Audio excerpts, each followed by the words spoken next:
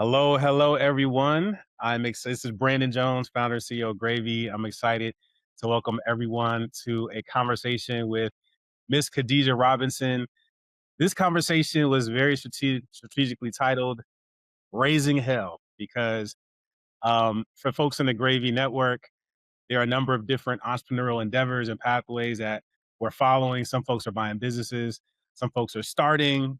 Some folks, are thinking about making a move. And at the foundation of all of that is the idea that ultimately you need to use other people's money in many cases, and fundraising is an inevitable part of it all. And so, this is titled "Raising Hell" because, and we'll kind of get straight into it.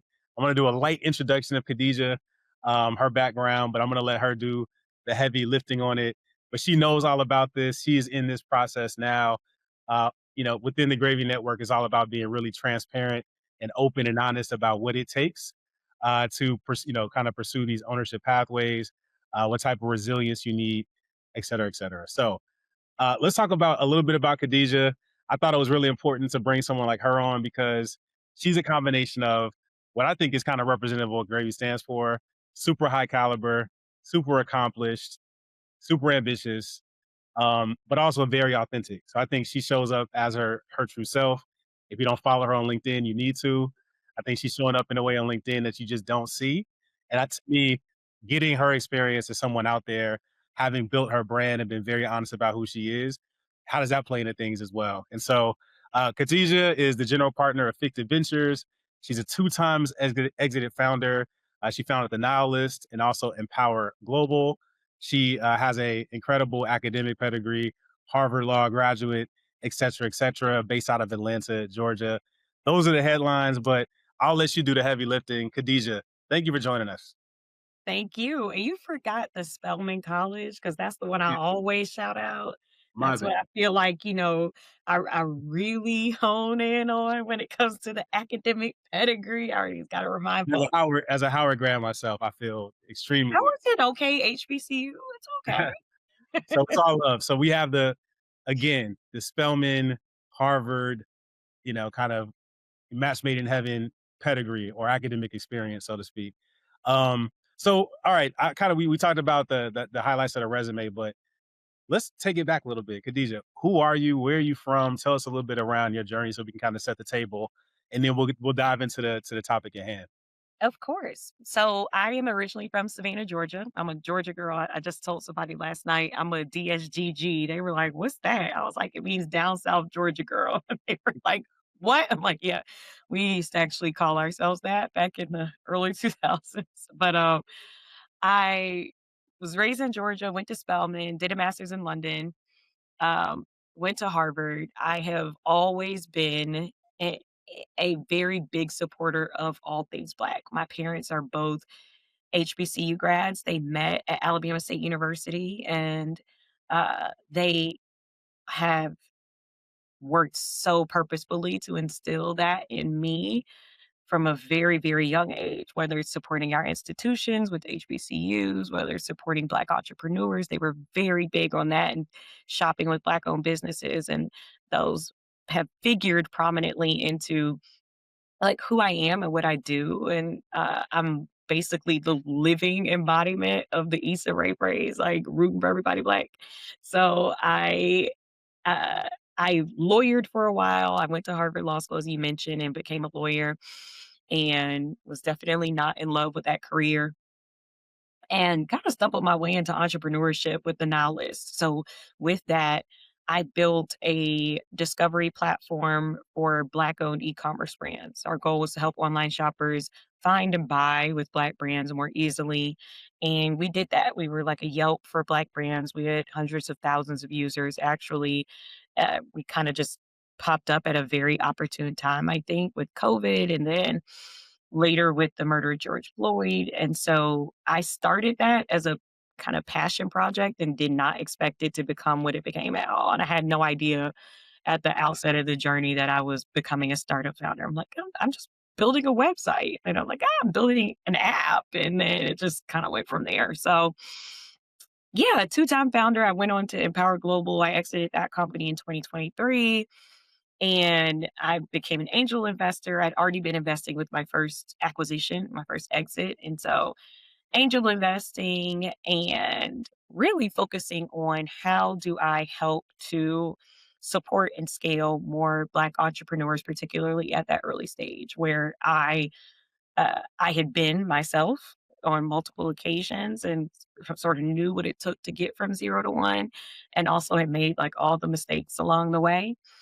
And I do a lot of that now. In addition to building out my venture fund, I also support Black Ambition Prize, which is a program that Pharrell started for Black and Latinx founders as their entrepreneur in residence. I basically just mentor and advise founders that are in that program. And then I also was asked by the Center for Black Entrepreneurship last year to come in and run their incubator for startups in Atlanta. So I have a cohort right now, 15 Black led startups in Atlanta that I am helping get ready for investors. That's the goal of the incubator. And all my work really is around this. How do I highlight, uplift, support, get resources for, get money to Black founders? And then with the venture fund, we've taken it a step further because we're also really thinking about Black investors and how do we bring more of us to that side of the table as well, knowing that there are people who are making a lot of money in tech, these tech bros,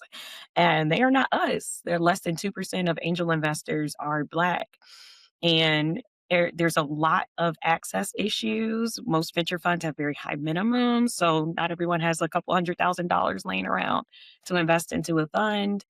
And just in terms of network, there are access issues, but then also um, education issues. Like a lot of people just don't even know, to excuse my French, what the hell we're talking about when we are like venture capital. And I understand because I never heard the words venture capital in the same sentence in Savannah, Georgia in my life.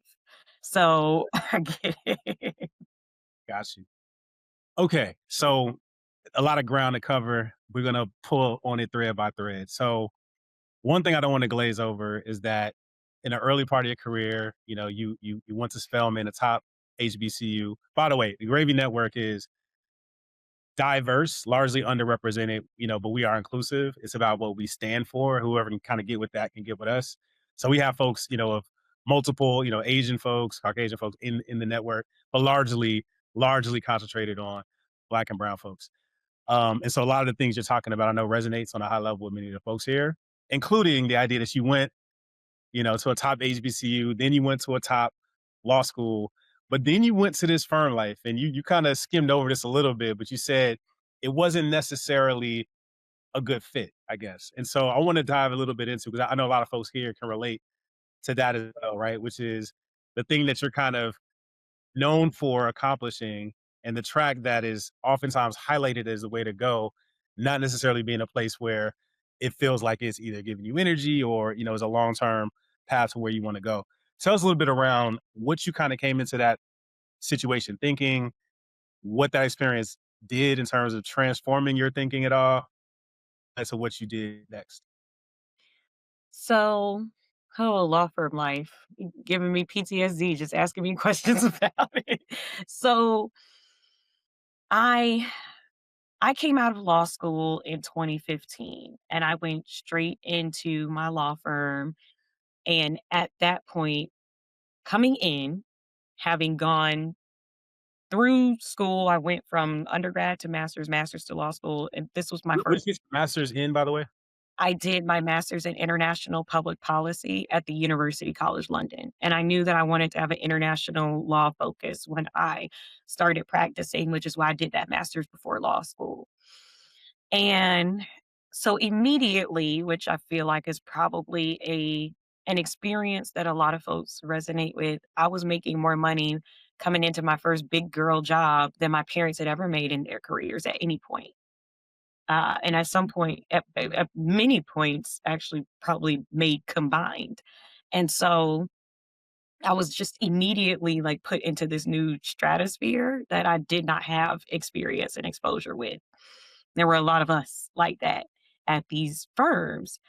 And then different realities started setting in. Like I realized that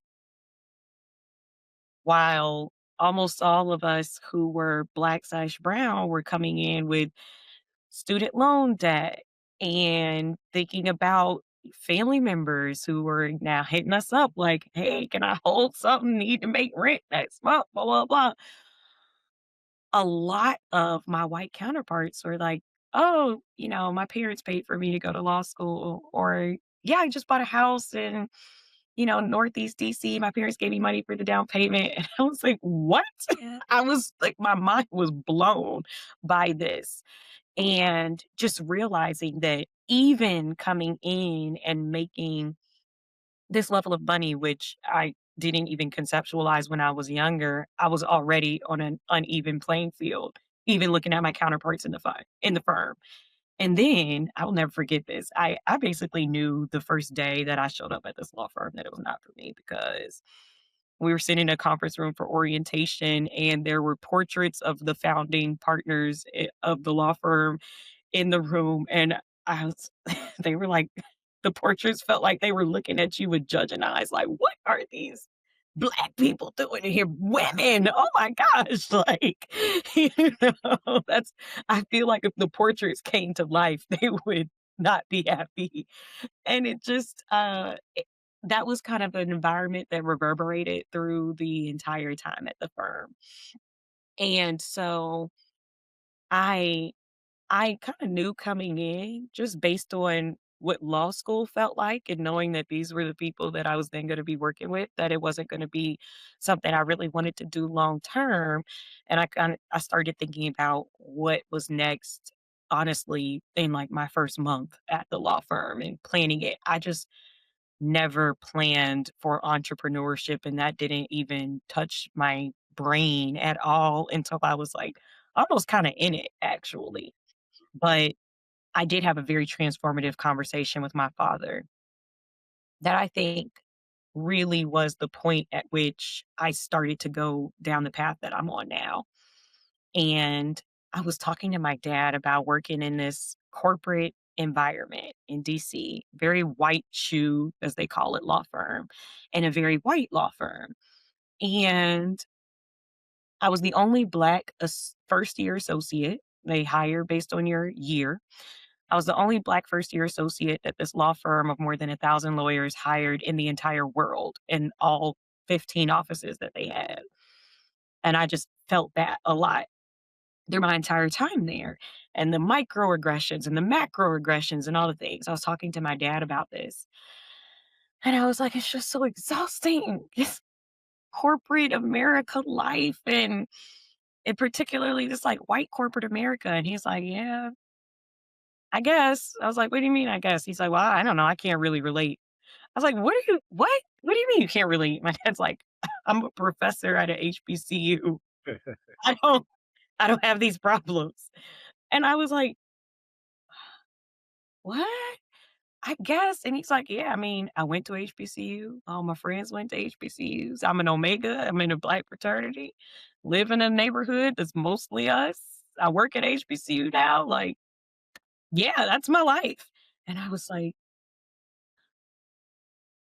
I want that life. How do I get that life? And I think basically everything I've done since then has been, how do I carve out this life where I am building in community with us and for us, not feeling every day when I go to work like I'm stressed out uh, under these weird microscopes or making money for other people who don't care about me and I don't really care much about them. I wanted to be more in tune with what I was doing. So kind of went down the path of where I am now and that's what I think about all the time. I think about particularly with the fund, how am I investing into our next stage of innovative entrepreneurs, Black entrepreneurs, but also how am I generating wealth for Black investors and how am I creating community or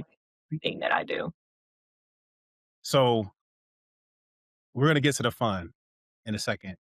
And for the folks in the network, I think a lot of what you talked about resonated. This idea of one distress and eustress, which is like a Freudian concept where distress is the stress you get from a situation that you don't want to be in, working towards a goal that you don't necessarily feel bought into.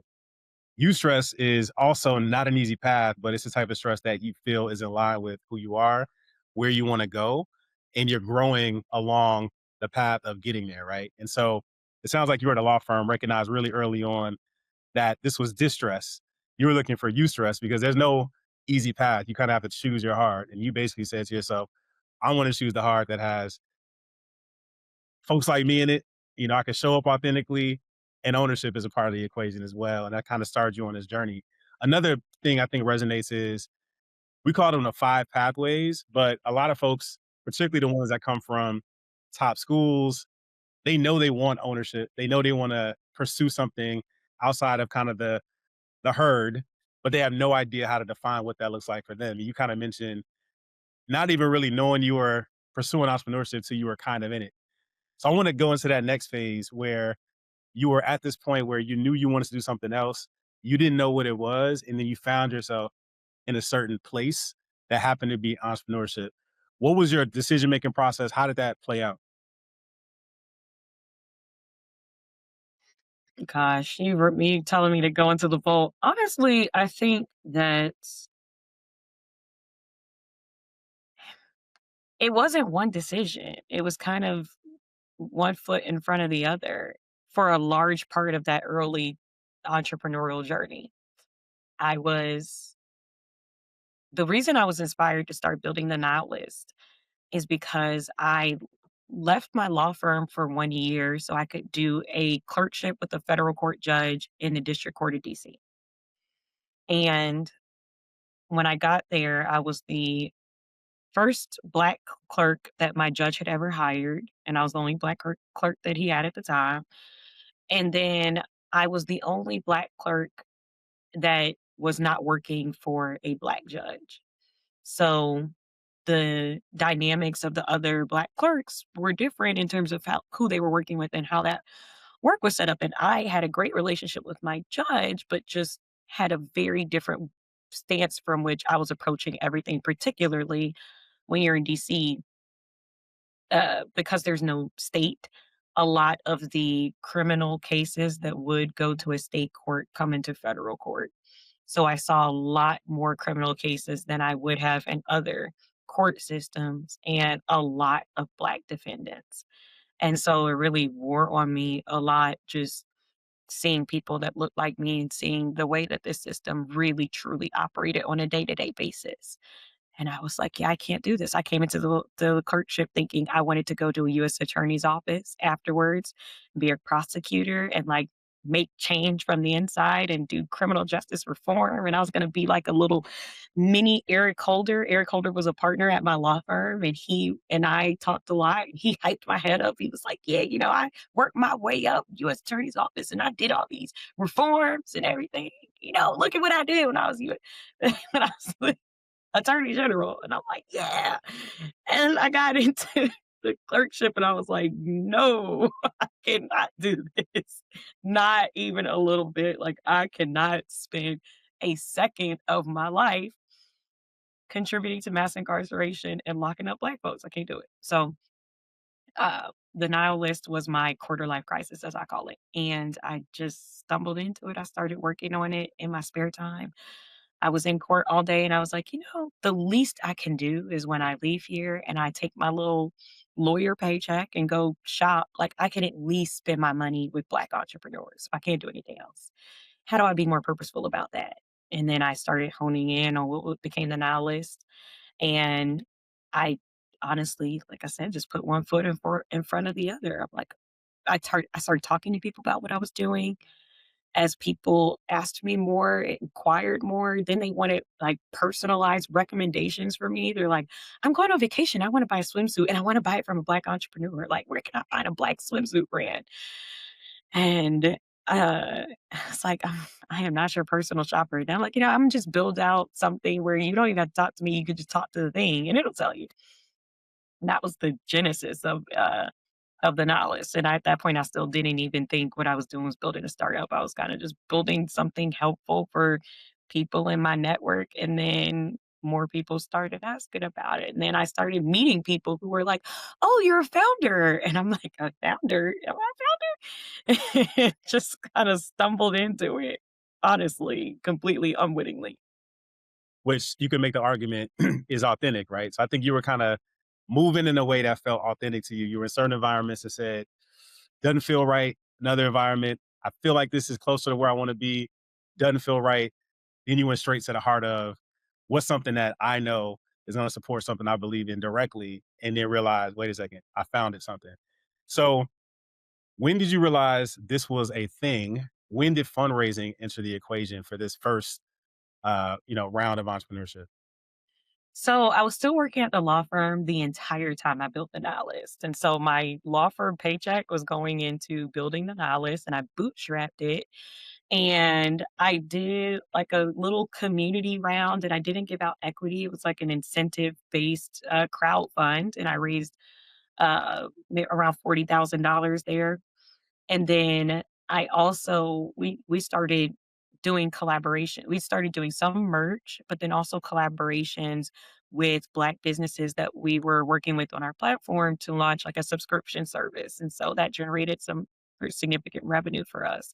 So I bootstrapped it all the way until I I applied for a pitch competition that turned into a conversation with the people who were running the pitch competition that turned into a partnership with that organization that turned into we want to buy your company, and then we want you to come in and work with us to build this new thing. And I was not expecting or thinking about any of that, but I'll never forget, I we launched our first iteration of the Now List platform March 1st, 2020. And then like 2 weeks later, everybody was locked down in the house, not going anywhere. And our focus had always been on online shopping because I wanted anyone to be able to come to the platform and buy anything that they saw there. And so we just saw this boost because everybody was at home online shopping. And then right after George Floyd's murder, we hit hockey stick and just completely unexpected trajectory. Obviously, I could never have predicted that that would happen and that the focus on Black entrepreneurs and how to support them would come so clearly into play for so many people. But that happened, and we were just very well positioned to really support a lot of entrepreneurs across the country. And so that is when the everything with the nihilist with my first company really kind of took on a life of its own. And I really started to think like maybe this isn't just a side thing that I'm doing. Like this might be a much more significant part of my life. And it has basically shaped the rest of my life since then. Got it. So I want to go into the funding types. So you're a employee. You started off just doing something that became a side thing. You're bootstrapping it with your own money. Then you mentioned you did a community round, kind of let's call it a Kickstarter type of approach with people that were supporters, getting incentives. But these are two funding models, right? So like bootstrapping is a funding model. The kind of fundraising for incentives is a model. What would be your reflections on folks that are evaluating different models? Because not everybody can or wants to go into venture funding, which we'll get into in a second. Off bat, what would be your guidance or tips that you would give to someone at the earliest stages when they're thinking about bootstrapping, and maybe some rules or some frameworks to think about as far as bootstrapping? Like, was there a percentage you were willing to invest of your money? Was it just whatever you needed when it came to the community fundraising? Is that still viable now? Was it something about where you were and what you were doing that you felt lended itself well to that? Or is that something that maybe folks aren't thinking about at the earliest stages now? Just give us some of the earlier pre-venture funding, kind of insights. So I generally think that venture funding is the least attractive funding model for the vast majority of companies. And even as a venture capitalist now, I tell people like you do not want my money if you don't need my money because when I give you this money, I want it back times 50. And the best investor that you can have is a customer who pays you for the product that you're making, and then they're just happy, and that's all they want. And they don't want anything back outside of that. And then they're gonna pay for it again next month or whatever. So I made a lot of mistakes when I was building the knowledge because I didn't know what the hell I was doing. One of which was not being focused on what is the revenue model and the business structure for this in the near term and then the long term, and what's our pathway? What can this grow into? I couldn't talk intelligently about that because I honestly just didn't know. And it wasn't until I didn't have that barrier when I was bootstrapping in terms of this is how much I'm willing to put into it. It's a carve out. It's like part of my budget. And that is what it is. I was like, I got super hype and excited and all in and passionate. And I'm like, yeah. And then one day I was like, is that my bank account? Wait a minute. Hold up. No, no, no, no, no, no. That's not right. That's right. And then I had to be like, okay, wait, let me actually like get this together, dive in on the financials of the company. And that's when we really started thinking more about what is our revenue model and how we're focusing on the um the model over time, the business structure, all of that. And I I always think that people should be focused on revenue as early as possible. And I when I talk to founders now, when I consult with people, I also tell them, honestly, I wouldn't even start building something unless someone's willing to pay you for it before it's even done. And what I mean when I say that, like we when we launched the Nile list, I built my first platform was super cheap and I built it with an offshore tech team and it all worked out. It wasn't like great tech, but it all worked out. But um, when we went live with the platform, we already had businesses that were paying clients in order to like increase the visibility of their companies, et cetera. And we had like a structure for ads and sponsorship, all of that. And like they paid us before we ever launched the actual product. And I strongly feel like if no one is willing to pay you for the thing or commit to pay you for the thing, not just like put their email on a wait list, but actually say like, "No, I'm going to be a paying customer as soon as you launch." Before that happens, then it's probably not as great of an idea as you think it actually is. And so I just thinking back on how I built things, I would do things a lot differently. I did things somewhat differently in my second company to the extent that I could with the partner that I had. And and when I'm like working with founders now, I'm very focused on early revenue and alternative means for funding the business, particularly debt, because I feel like outside of revenue and customers, debt is the cheapest, way to get capital for your company if you can actually get it and sustain it. Got it. So that's kind of like a masterclass you just taught there, where you're basically saying, look, don't even get started spending money on something until you have commitments. That's number one. Number two, focus on revenue. Number three, venture should be the last resort, ideally fueled by an unbelievable amount of growth that you think it will unlock, not figuring things out and trying to get revenue for the first time. And then there's a whole stack of things you would go to before. So community, fundraising, debt, et cetera, et cetera. These are the things that you're putting out there for people. Okay. And I appreciate that because I feel like a lot of folks, especially the ones like many of us in our network, tech, right? A lot of Google folks, Microsoft folks, those types of folks. You think venture, you think raising, you don't necessarily think starting from the beginning and realizing that paying those dues up front are going to give you so much leverage on the back end.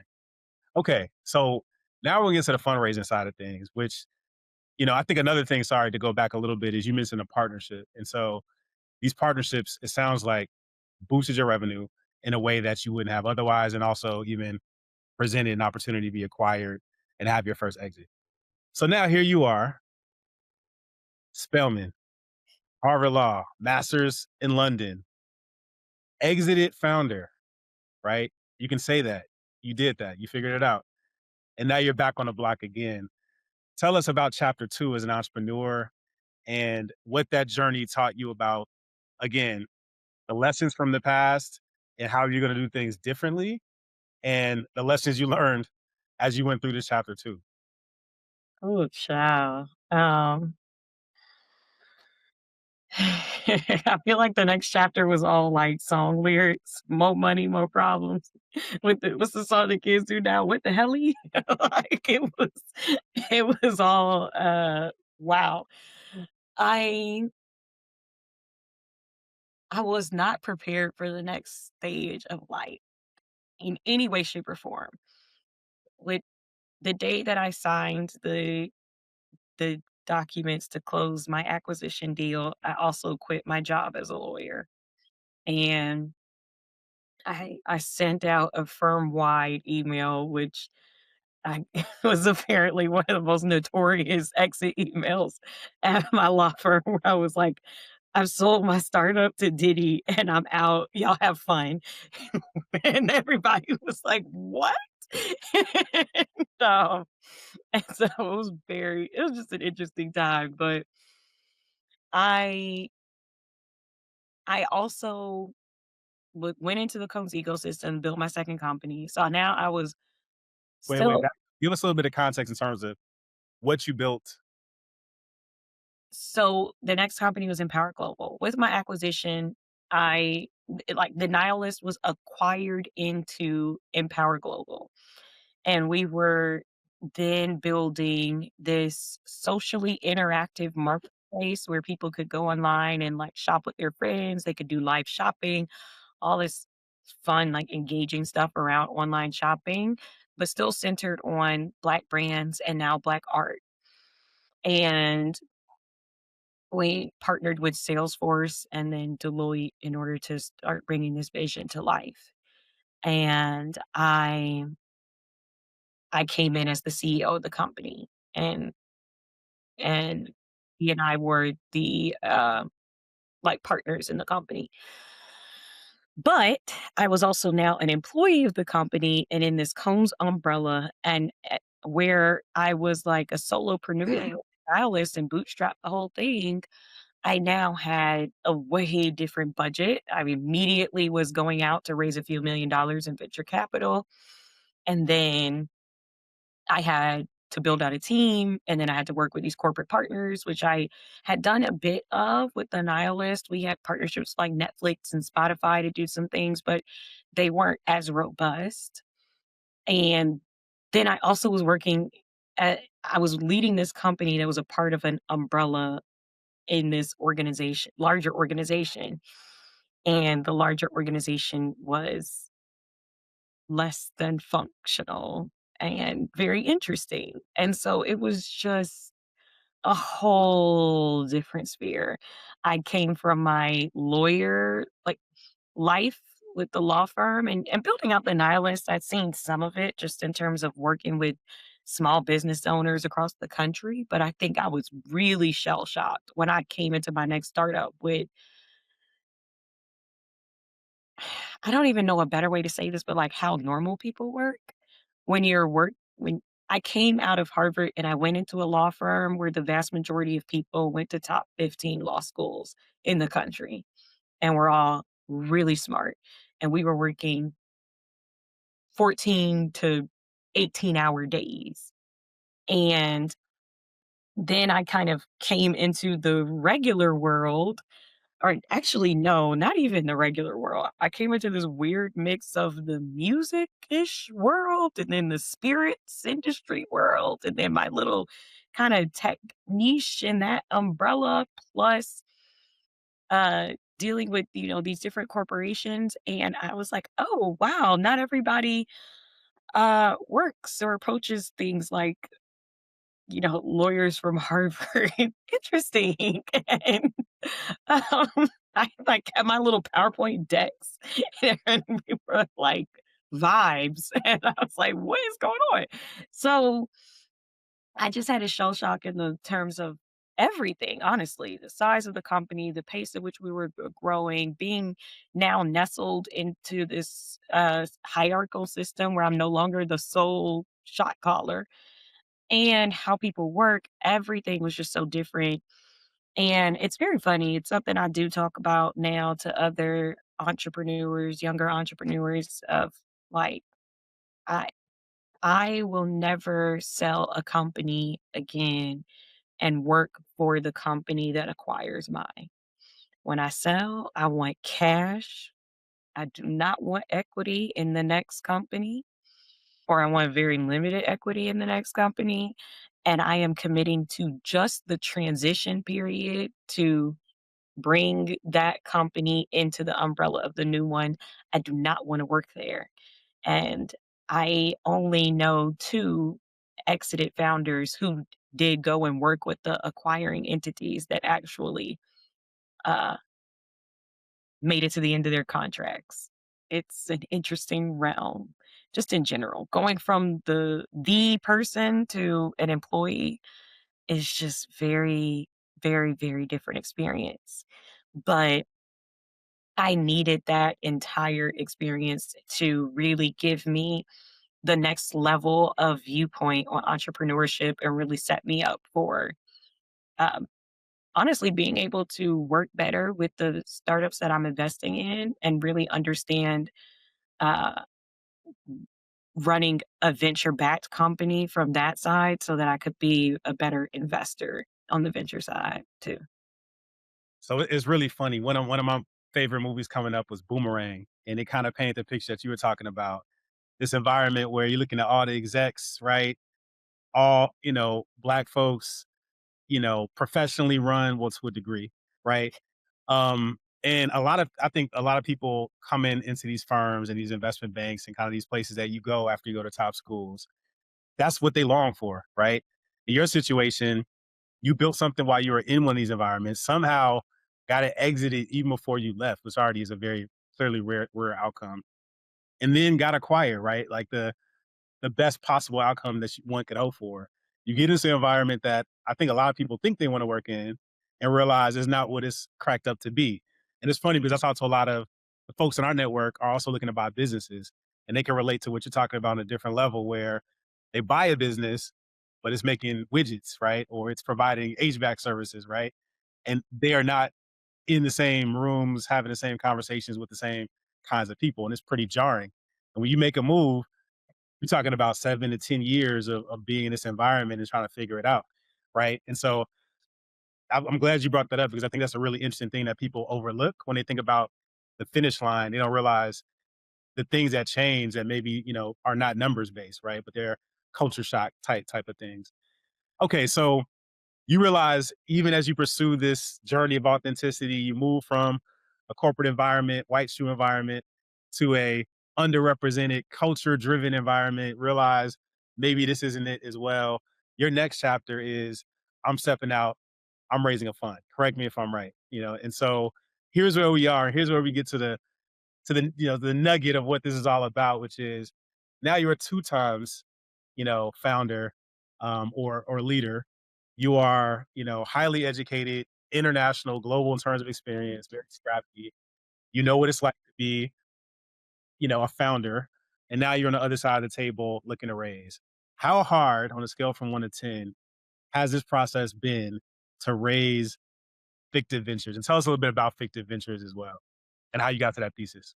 Man, it's off the Richter scale, 18.75 in terms of difficulty. It is the hardest thing I've ever done professionally. And it's interesting because I knew it was going to be hard when I started it. And that's why we started it, because it's hard.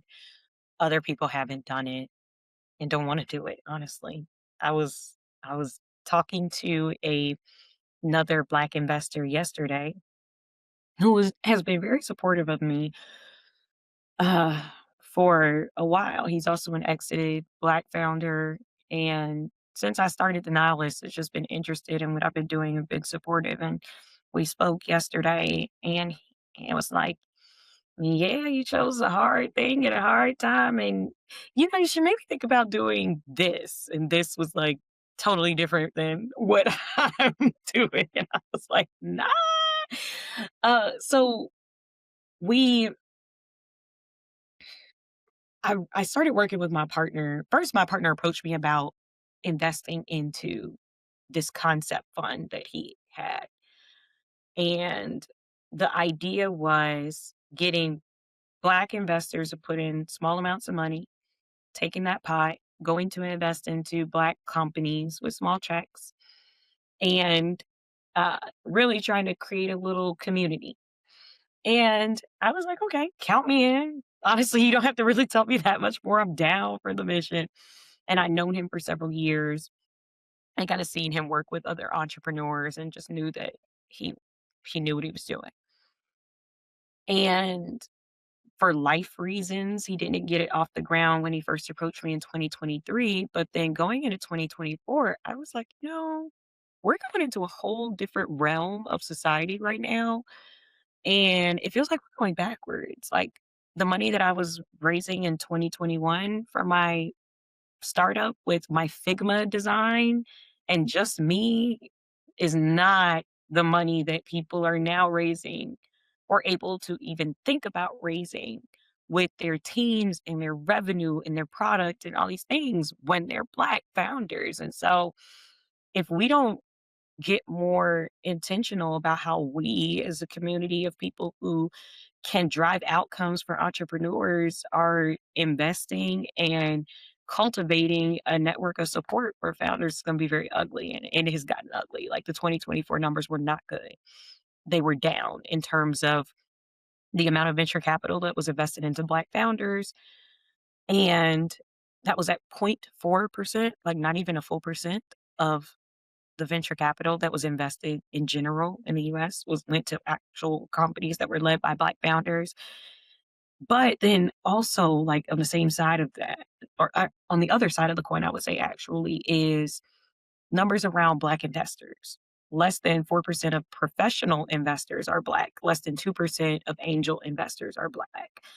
And time again, as I'm working with entrepreneurs, I'm meeting entrepreneurs, they are just like, we're constantly pitching to people who don't even like we're we're pitching our textured hair care solution that already has revenue and is approaching $1 million ARR, and these people still are like, but who needs this?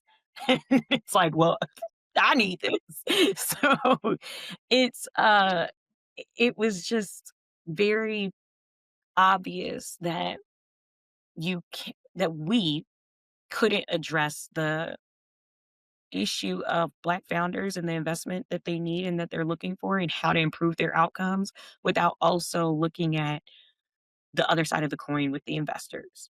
So that's why we launched Fictive and why we've designed it the way that we have. So it's a $5 million fund for our fund one.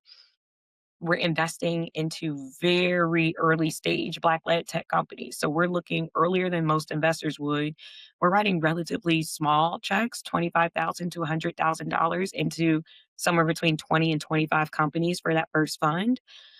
But we want to come in at a stage where that money is still helpful and catalytic. So we'll come in as early as their idea plus stage. They have a validated idea and are ready to build up through would be like a very early seed round for them. And the name draws from the concept that sociologists have termed fictive kinship in the Black community, where we create these fictitious ties of kinship with people who are not actually blood related to. So, that's my auntie because that's your mama best friend since forever. And we interact with each other like that frequently, and we took that name because we want to be the family and friends for Black founders who do not have capitalized family and friend networks. And we knew coming into the environment that was coming out of 2024 into 2025, we launched our fundraise at the beginning of the year. We knew with the environment that the position of how people are thinking about this population of folks is different. But then also, we are as focused on the investor side, as I mentioned. And so the reason why we're raising a small fund, it's considered a micro fund at $5 million, is so that we can have a low minimum check size for people to invest into the fund. It's at $15,000 right now, whereas a usual venture fund might have at least 100K minimum check size. And the goal there is to really bring more Black investors in, more people who have not had access to venture funds previously to be able to come into the fund and learn with us, particularly on the learning side for people who maybe haven't invested in venture before, to be in this community that we have of seasoned investors and other folks. And we run a lot of educational events. We do virtual educational events around investing in venture and angel investing every month, and then in-person events as well. We also facilitate co-investment opportunities for people who want to invest more into particular opportunities. And the goal is really education and access and awareness so that we can create another ecosystem of investors that these extremely interesting, innovative Black-led companies can then come to and get some of those early dollars that are really going to help catalyze their growth. And so that's the whole concept around fictive. And I like to point out, I'm here in Atlanta, and I like to point out one of our homegrown companies as like a very good example of why we started fictive from basically every facet, which is Calendly. So a lot of people have used Calendly to do their scheduling and sort of simplify the way that they schedule meetings with folks. And Calendly was actually started here in Atlanta by a Black founder who kind of struggled to raise money for a little while. In 2014, finally raised his seed round of about 500,000 from all white investors. And from what I understand, had like struggled a bit, even talking to people who even had a little bit of money, but honestly just didn't even know what he was talking about. He's talking about, venture capital and seed round and technology and all this stuff. Um, and so he raised that initial capital, and then 7 years later in 2021 raised his Series B round at about $350 million. Um, and he raised at a $3 billion valuation. By that time, Calendly is used in like over 100 countries in the world and has millions of customers, and had at that point. And part of that second fundraise, that Series B round, liquidated his early investors who were seed stage, and they made like 250 times the money that they put in based on the valuation growth. And so we want to be able to invest into Black founders who have that level of innovation in front of them, and we want to be able to help them scale and grow and reach that size more efficiently. Um, but then we also want us to be sitting at the other side of the table when people start receiving their disbursement checks, and they're like, "No." We want that for us.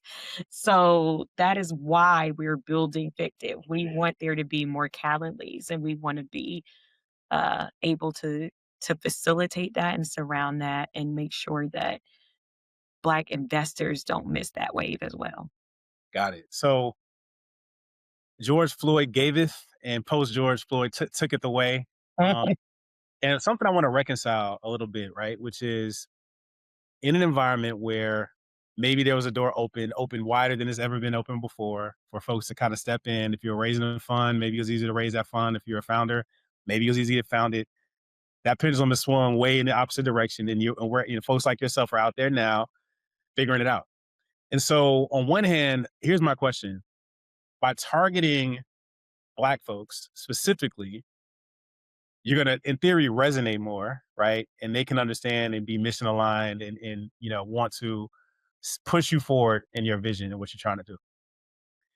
At the same time, by limiting the focus, and not to say you're excluding folks, but by focusing on this target is very restricting now in terms of the number of folks who can kind of come in. How do you think about that trade-off, the pros and the cons? Because I think it applies not just to fundraising as a fund, but I think it applies to a founder. I think it apply. Is there enough in this ecosystem to get done what needs to get done? Is that how should folks be thinking about that? You're on the ground. Like, what's your thoughts on that? I think it's very highly dependent on you and your mission and what you're trying to do. And I would tell most founders, honestly, like take money from investors who believe in you and who are going to be good partners for you. And you shouldn't be thinking about are they black, are they whatever.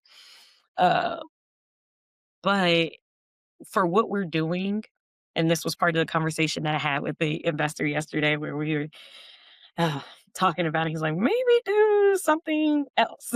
And I was like, no, this is important for us because we we are not getting access to these kinds of deals and these rooms, these companies at these stages, and really just venture capital in general.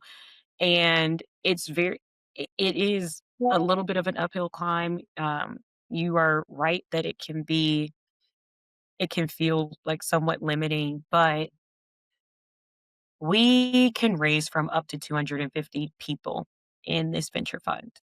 There are over half a million Black accredited investors in the country. And so and a lot of people don't even know that they're an accredited investor because they don't even know what the term accredited investor means. And that's what we wanna change. Like, we want people to understand these terms. We want people to understand these investment opportunities. We want people to be able to just be able to speak intelligently, to invest more intelligently, to think more about their wealth strategy in general. A lot of the educational events that we do are in partnership with wealth management firms because we want people to think not just about, like, oh, come put some dollars into fictive ventures, but also how are you thinking about your wealth strategy as a whole? What are we passing down? What are we building for our families and for our community? And so, because we are so focused on that whole ecosystem approach, this is the right way for us. That doesn't mean that it is the right way for everyone else. And I think uh, other people have rightly prioritized just being able to get the money to put into these Black founders at the stages that they really needed in order to try to stimulate innovation on that side. So, for example, I'm sitting right next to right now the office of Collab Capital, which is a venture fund here in Atlanta, and I love them and I very much respect them. Good friends with partners there, and they started out with the same thinking that we have. They wanted to raise for Black people, and then they were like, "Yeah, no, we not gonna do this." And they raised, right after George Floyd, they raised a whole bunch of money of $51 million for their first fund, and only a very limited amount of that came from Black folks, and they're like, it's hard," and I'm like, "I know," and I think that through the work that we're doing with Fictive, it will be less hard for people in the future because more people will have an understanding of venture capital, angel investing, and just thinking about alternative assets in this way as a part of what they are doing when they're thinking about their real estate portfolio or buying that, really interesting business or maybe not interesting business that's great cash flowing because I love that too. Buy that widget company and make that money. And so we want to really be able to facilitate more of that. So it's the right thing for us. So we're kind of coming in on time, and and shout out to Collab. Jewel is actually a Gravy member as well. She's just onboarded into her group. We break our folks up into these mastermind groups we call Nucleus, and she's joined the network. She had, and we did a talk with her before. The stuff that she was doing to help founders, she said was her biggest unlock. Helping founders was the way that she was able to kind of create her brand and her credibility because then she had the referrals and the testimonials. On the buying a business side, Taurus Richardson, who was like a big $1 billion buyout guy, he would say family and friends. People in their mind think they're going to go out, find these big investors and pitch these family offices and they're going to write these checks. And he was like, at the end of the day, it's the people that know you and, our family and friends. Share your plans with them about what you're going to do. Keep them updated as you make progress. And ultimately, those are going to be the ones who really believe in you and show up. What would be your biggest advice now that you've been on the ground, kind of going through the gauntlet of fundraising? What would you share? Just general. It could be fundraising. It could, as a fund manager, it can be a founder or someone who's looking to buy a business. What would you say your top kind of advice or strategies would be? For all of those categories that you just mentioned, throw all your timelines out the window because they don't mean shit. Like, if you I've worked with people who are acquiring companies and they're and in several instances, they're like, "Why is it taking so long?" And I'm like, "Baby, I've I used to be much more impatient, and I started this fundraising process for Fictive much more impatient. I'm like, "Yeah, we're gonna do." It took me in 2021 2.5 months to round up $3.5 million for my company. So I'm like, 5 million, 6 months max. And now I'm like, oh, maybe 2025, is it 2021? And just understanding that because a lot of what we're doing is educational, there's a longer runway of getting people oriented around venture and then getting them to learn more about the fund. But the same applied when I was an entrepreneur realm as a founder. And what I've seen with people acquiring businesses, all these things, I think people come in real hot, particularly when they're folks like me who are like, I'm a get shit doner. That's just me. I've always been like, if I put on my to-do list, it's gonna happen today. We're gonna make it happen. And like, it's 5 o'clock? Why didn't we do this already? And I had to really just get much more comfortable with understanding that the timelines that you have in your head are almost always wrong and things happen in the way that they need to. Got it. Any last thoughts you would share in the last minute that we haven't covered? We dove in and we covered a lot of ground, but anything else you want to share either about the journey or ways that folks might be able to support you in what you're doing? Uh Last words about the journey. It's hard. And I think you said this earlier, it's a different type of hard. And I know that it is a hard that I would choose over and over again. So I'm happy for the hard because I've had other types of hard and I don't need those crosses to bear anymore. And then in terms of how people can stay in contact with me, one, uh, like you said, I am very vocal on LinkedIn. And apparently I'm spicy. That's what I was called on LinkedIn. So find me there, Khadijah Robinson. And I would love to connect with everybody. If anybody wants to talk more about the fund, you can feel free to email me. You can share out my contact info at Khadijah at Fictive Ventures. And then we're coming to a city near you probably because we are going to be kicking off our road show literally next week. And we're starting here in Atlanta. Then I'm going to New York and DC. And then over the next 6 months, I'll be all over the place, everywhere from LA to Oakland. So um, if people want to learn more about the fund or they think someone else should, then please, please, please send folks my way. Excellent. And entrepreneurs, because we always want to see the best companies to invest in, as well as investors. Excellent. And we're going to stay locked in because I think there's some things that we can partner on and collaborate with as well. But there you have it. Fun, raising hell, a deep dive into fundraising through the journey of Miss Khadijah Robinson. Khadijah, thank you for joining us. Appreciate it. Thank you everyone who joined the call. And we will share Khadijah's information, also the information for Fictive as well. So with that, we'll let everybody go. Thanks again. We'll talk real soon. Take care, everyone.